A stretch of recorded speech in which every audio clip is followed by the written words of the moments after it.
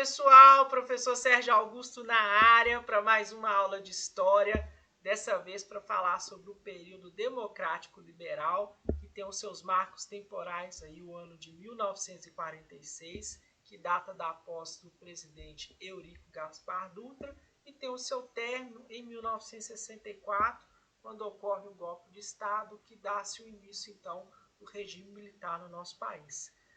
O nome democrático veio do restabelecimento do voto direto para presidente da República, tá certo? A gente vai começar a nossa aula então de hoje falando sobre o contexto histórico da época, tanto do ponto de vista do cenário nacional quanto do ponto de vista do cenário internacional.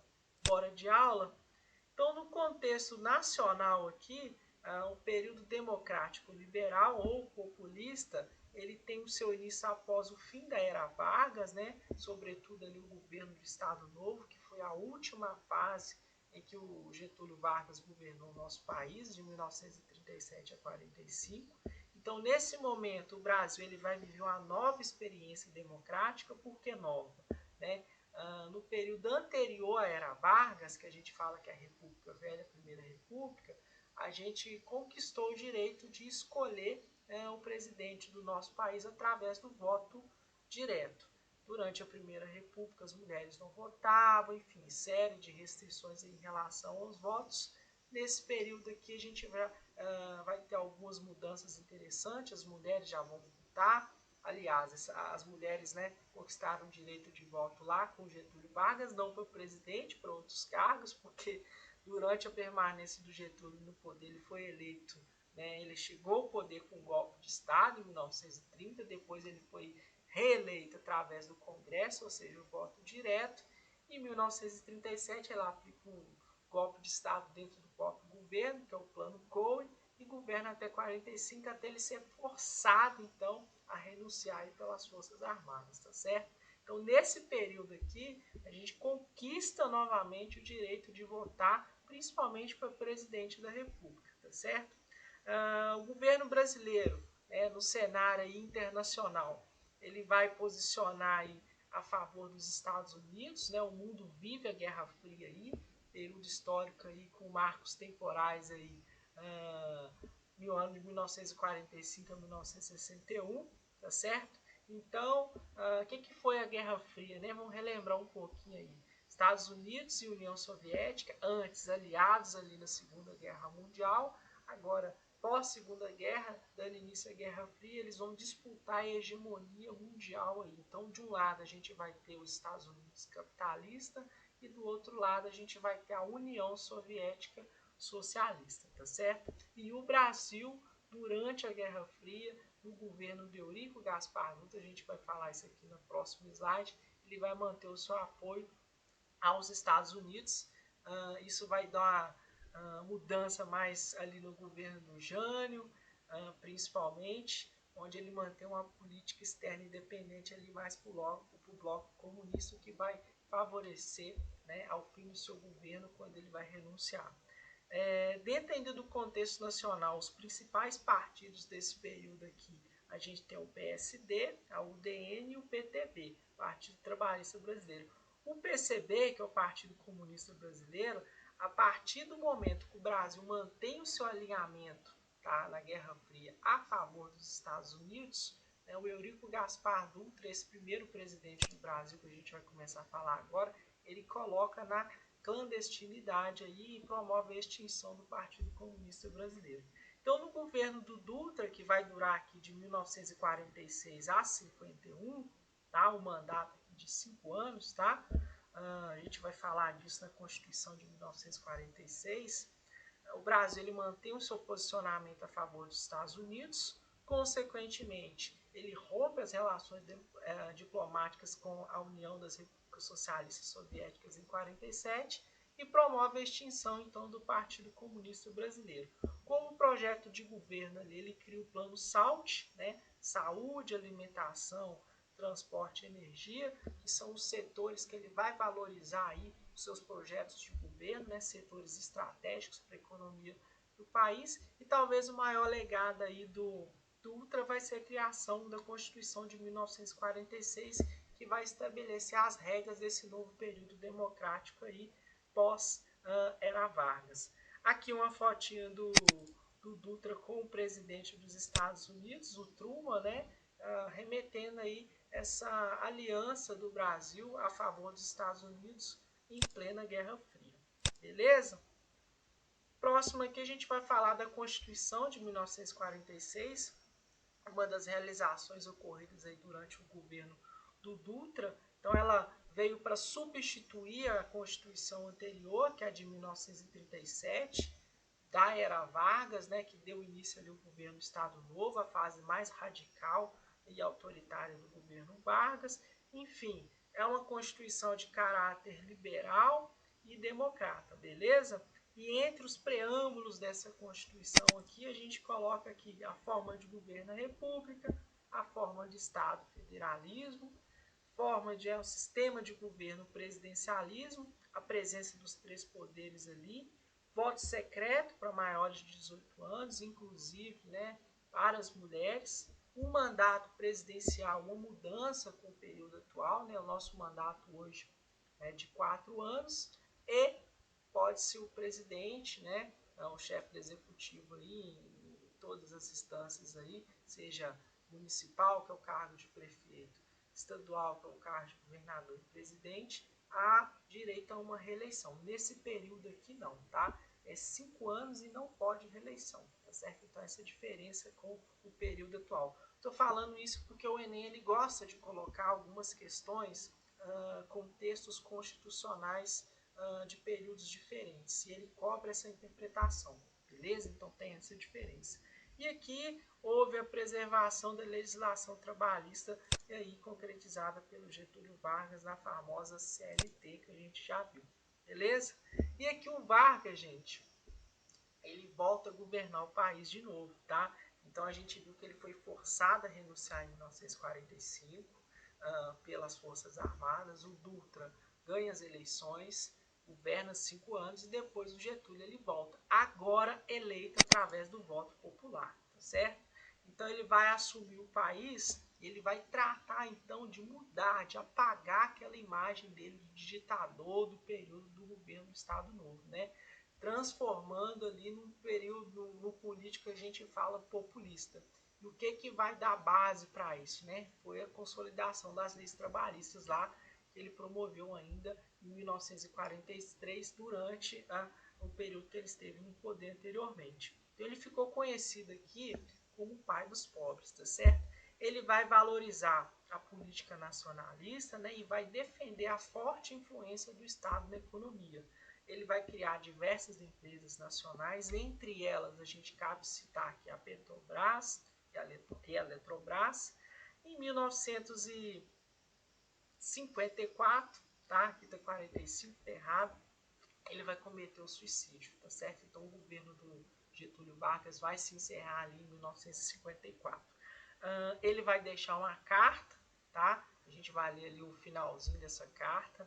E quem que vai assumir o governo do Getúlio Vargas vai ser o vice, né, o Café Filho, que é o vice dele. Ele vai governar há pouco tempo, né, depois vai entrar um outro presidente, que é o Carlos Luz, e um terceiro presidente ainda sucedendo ali, que é o Nereu Ramos. Até que em 1961, né, as novas eleições colocam como ganhador o JK, que é o Juscelino Kubitschek.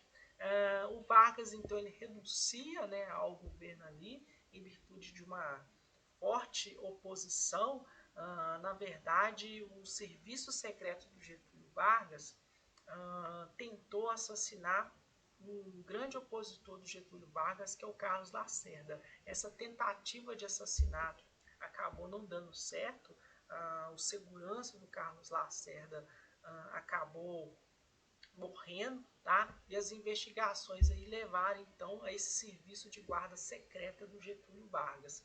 E diante desse clima de pressão e forte oposição, ele acaba suicidando, tá? Encerrando seu governo dessa maneira. E ele deixa duas cartas, uma digitada e outra manuscrita. Eu vou ler o trechinho final dessa carta manuscrita aqui para vocês, tá? É bem famoso esse último trecho aqui, ó. Lutei contra a expoliação do Brasil. Lutei contra a expoliação do povo. Tenho lutado de peito aberto. O ódio, as infâmias, a calúnia não abateram meu ânimo. Vos dei a minha vida. Agora ofereço a minha morte. Nada receio. Serenamente dou o primeiro passo no caminho da eternidade e saio da vida para entrar na história. Tá? É uma carta aí que evidencia esse lado populista, né? O enterro do Getúlio Vargas, ele foi acompanhado aí de milhões de brasileiros, enfim, foi um momento muito marcante na nossa história. Então, na sequência, né, assim que o Getúlio Vargas se suicida, essa série de outros presidentes aí vão se suceder para terminar o mandato dele, tá? E aí, quando ocorrem as eleições ali, o grande vencedor vai ser o JK, que vai governar o país de 1956 a 1961, tá certo? Então o JK, ele assume o comando do Brasil e nesse período o Brasil tem um grande crescimento econômico, tá? E o modelo de governo dele a gente fala que é o nacional desenvolvimentismo. Então o JK ele vai investir na criação de importantes hidrelétricas, a gente tem um destaque aqui as hidrelétricas de Três Marias e de Furnas. Ele vai investir nas indústrias de bens de consumo, principalmente a indústria automobilística, tá? E em grandes obras públicas, também relacionada ali, principalmente as rodovias ali. E, logicamente, ele vai ampliar a produção do petróleo, que é um produto aí que movimentava e dava as cartas da economia brasileira. Ele vai criar Brasília para ser a nova capital do Brasil. O projeto de Brasília foi organizado pelos arquitetos aqui, Oscar Niemeyer, e do arquiteto e urbanista Lúcio Costa. Ele cria um plano de governo, né, que chama o plano de metas, e a meta 31, no caso, era a construção de Brasília. E o slogan de governo do JK era esse aqui, crescer, né, o Brasil vai crescer 50 anos em 5, tá? 5 remete ao período do mandato presidencial dessa época que a gente está falando. Esse crescimento, entretanto, tá, ele vai ser financiado com o uso do capital estrangeiro, né? E isso vai acarretar alguns problemas para a economia do nosso país, como o aumento da dívida externa, a inflação e o aumento da desigualdade social. Então, isso é uma característica muito grande, cobrado nas provas do Enem, em relação ao governo do JK. O Brasil cresceu muito do ponto de vista econômico, mas esse crescimento ele foi organizado a partir dos empréstimos, né? Então a gente tem um aumento da dívida externa e, consequentemente, essa conta chega depois. Isso é revertido em aumento da inflação e, logicamente, quando a gente tem um aumento da inflação, esse desequilíbrio econômico aí, a gente tem um aumento da desigualdade social. Ali na região do Nordeste ele vai criar a SUDENE, né, que é a Superintendência do Desenvolvimento do Nordeste, mas ele vai ter pouco sucesso nesse empreendimento, tá certo? Aqui uma imagem interessante da construção de Brasília, o plano piloto ali da construção de Brasília, que foi pensado pelo JK com dois objetivos principais, tá? O primeiro objetivo, promover o povoamento da região do interior do nosso país, tá certo? A população brasileira está muito concentrada ali na região sudeste, Rio de Janeiro, São Paulo e Minas Gerais. Então, a jogada do JK é levar esse desenvolvimento para o interior do nosso país, colocando Brasília no centro do nosso país. Uma outra motivação, o mundo já tinha passado pela Primeira Guerra, a Segunda Guerra, e estava vivendo a Guerra Fria, que a gente já falou aqui. E o Rio de Janeiro, como capital do nosso país, muito próximo ali ao litoral. Então, como uma medida também, uma estratégia militar, levar a capital do nosso país para o meio do país, ou seja, o interior do nosso país, já antecipando qualquer tipo de problema que a gente possa ter, tá certo? Então, esses dois motivos aí acabaram favorecendo a criação de Brasília ali pelo governo Juscelino JK, que é um legado que a gente tem aí desse governo, desse mineiro que governou o nosso país, tá certo? Na sequência, né, do governo do JK, aí a gente tem o Jânio Quadros chegando à presidência do Brasil, o governante que menos tempo ficou eleito, que menos tempo ficou durante esse período democrático, de 46 a 64. O Jânio, ele chega ao poder do país com expressiva vitória em relação ao candidato que ficou em segundo lugar, e ele usou como símbolo da sua campanha ali a vassoura, né? E ele falava que ele ia varrer a corrupção para fora do país, utilizando ali o símbolo da vassoura. O Jânio, em meio à Guerra Fria, ele vai adotar uma política externa independente. O Brasil está alinhado com os Estados Unidos. Entretanto, ele vai promover uma aproximação aí com o bloco comunista, em plena Guerra Fria, né? O URSS, a China e Cuba, e o seu governo ele vai passar a sofrer forte oposição, sendo acusado de abrir as portas do Brasil ao socialismo ou comunismo internacional. O Jânio era um grande defensor da moral e dos bons costumes, e na tentativa de desviar a atenção da mídia e da oposição, né, esse alinhamento independente dele ao bloco comunista, ele começa a criar alguns projetos até interessantes para a época, por exemplo, proibindo o biquíni, que não vai dar muito certo nas praias, proibindo o jogo de bicho e a briga de galo, tá certo? Em 1961, acho que foi a gota d'água do governo dele, né? Ele vai surpreender todos aí comunicando ao Congresso Nacional a sua renúncia, alegando que forças ocultas o levaram a fazer isso. O que vai acontecer? O Jânio, em certo momento, nessa política independente dele aí com os países tidos como socialistas do mundo, ele vai condecorar o Che Guevara, né? Um grande aliado do Fidel Castro lá na Revolução Cubana, até então o único país aqui na América socialista em meio à Guerra Fria, tá certo? E o Jânio, então, ele vai condecorar o Che Guevara com a Ordem do Cruzeiro do Sul, a principal honra, né, do nosso país quando a gente vai oferecer a alguém, tá certo? E isso aí cria um mal-estar danado e, logicamente, sem, né, apoio político, ele acaba renunciando, ele fala ali, ele anuncia isso para o Congresso, que forças ocultas vão levar a isso. E aí, com a renúncia do Jânio, de forma inesperada, o Brasil, então, o governo do nosso país é entregue, então, ao Ranieri Mazzini, tá? Que é o presidente da Câmara dos Deputados. Por quê? Porque o vice dele, que é o João Goulart, ele não estava em território nacional, ele estava visitando a China.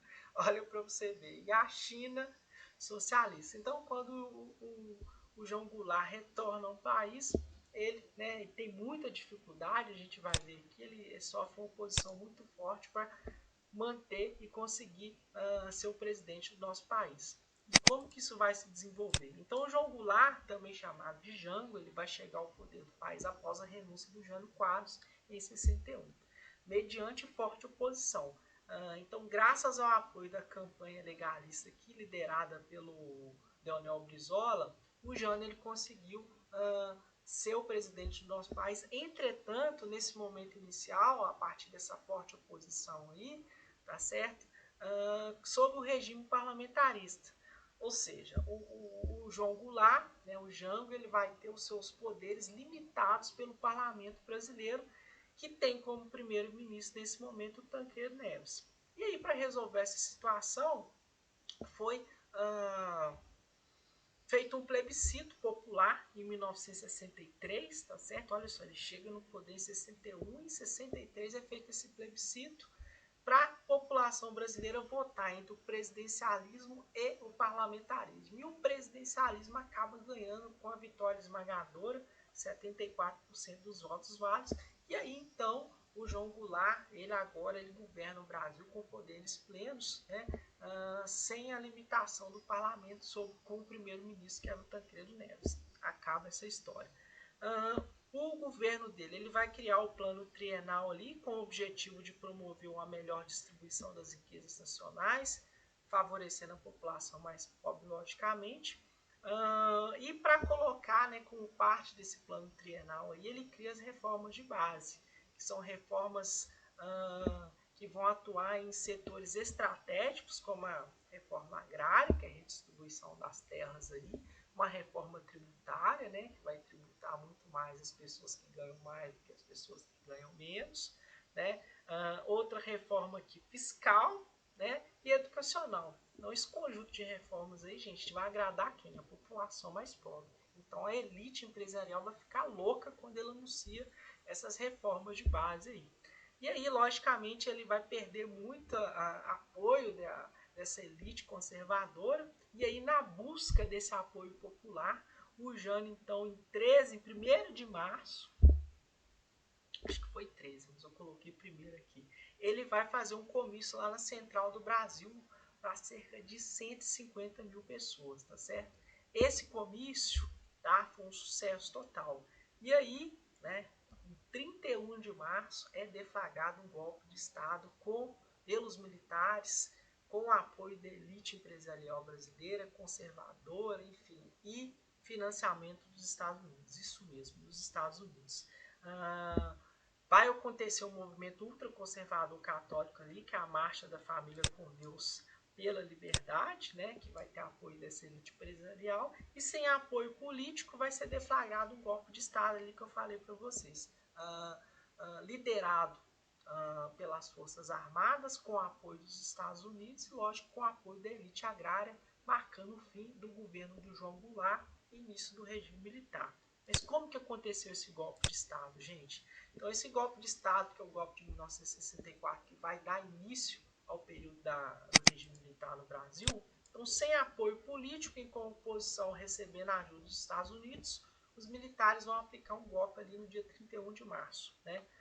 Declarando vago o cargo de presidente do Brasil, quando o João Goulart ainda estava em solo brasileiro, ali no Rio Grande do Sul, dando início ao regime militar. Esse golpe civil-militar, porque civil, a elite, né, empresarial estava apoiando esse golpe aí junto com os militares.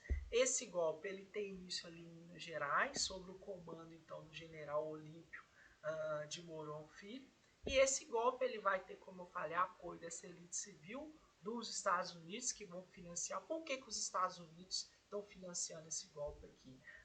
Desde o Jânio Quadros e depois com o João Goulart, essas reformas de base, havia um medo muito grande em meio ao clima da Guerra Fria, que o João Goulart, enfim, desse uma guinada do governo do Brasil para alguma coisa do lado socialista. Então os Estados Unidos tinham muito medo do João Goulart governando o Brasil. Então eles financiaram, né, esse golpe de Estado. Tem um filme que narra muito bem essa história, que é O Dia que Durou 21 Anos, que mostra especificamente a atuação dos Estados Unidos a todo momento nesse golpe deflagrado em 64. Esse golpe, então, ele vai ser aplicado pelos militares, apoiado pelos Estados Unidos, né, e vai ter amplo apoio, por exemplo, dos governadores dos 3 principais estados brasileiros.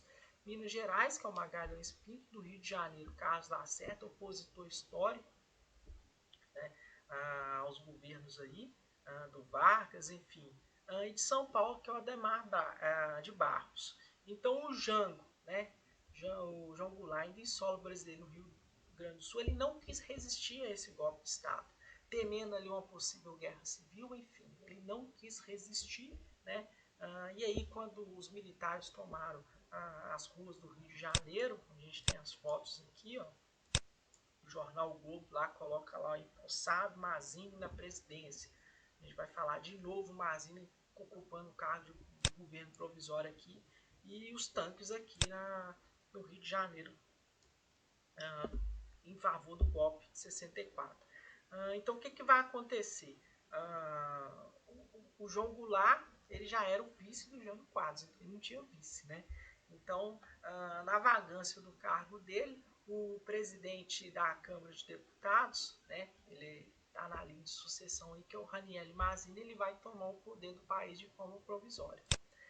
Nesse momento, a gente vai ter o fim do período democrático, esse golpe de Estado aí aplicado pelos militares, que vai dar início ao período do regime militar em 64 a 85, que é o período mais absurdo e obscuro da nossa história. E aí, os militares, então, vão eleger um militar para governar o Brasil, porque o Ranieri Mazzini está governando de forma provisória, que é o Castelo Branco. Mas isso aí já é matéria para a próxima aula de história, tá certo? Basicamente é isso sobre o período democrático. Espero que vocês tenham gostado e até a próxima videoaula.